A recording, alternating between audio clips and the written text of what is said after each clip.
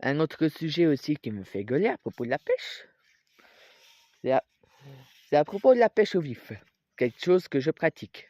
La pêche au vif consiste à utiliser un poisson blanc, par exemple gardon, goujon, ou alors dans certains cas des perches. C'est des poissons qu'on a le droit d'utiliser en vif, mais bon, faut veiller à pas en abuser non plus. C'est un des appâts apparemment préférés des brochets. Bref. Ça consiste à accrocher un hameçon, par exemple par la gueule ou par le dos, afin d'essayer de choper des carnassiers. Il n'y a pas si longtemps que ça,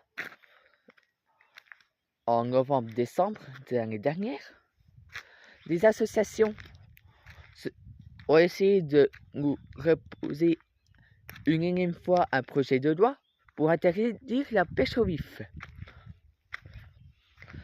Parce que pour eux, on fait souffrir les poissons, enfin... Excusez-moi, ils pensent quoi ceux-là? Ils croient quoi? Que les poissons, quand ils meurent, il y a toute leur famille qui pleure autour d'eux? Ils croient que leur famille est en mode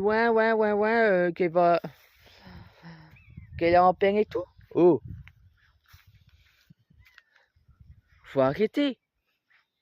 La pêche au vif se pratique depuis la nuit des temps.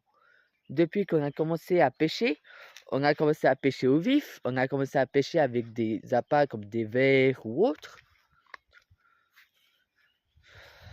Que des associations veulent faire un peu de prévention, essayer d'adapter par exemple des techniques de pêche, je veux bien. Mais qu'on essaie de nous interdire une technique de pêche qui fonctionne très bien même.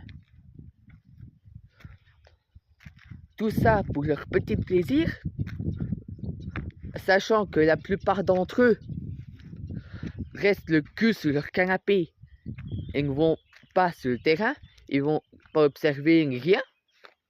Excusez-moi, je ne comprends pas comment ces personnes réussissent à avoir de la crédibilité. L'association PAS qui a emmerdé plusieurs SAPMA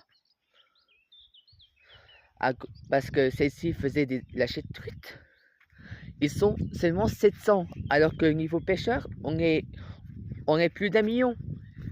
Il faudrait peut-être que nous, en tant que pêcheurs, on se soude, qu'on soit soudés pour lutter contre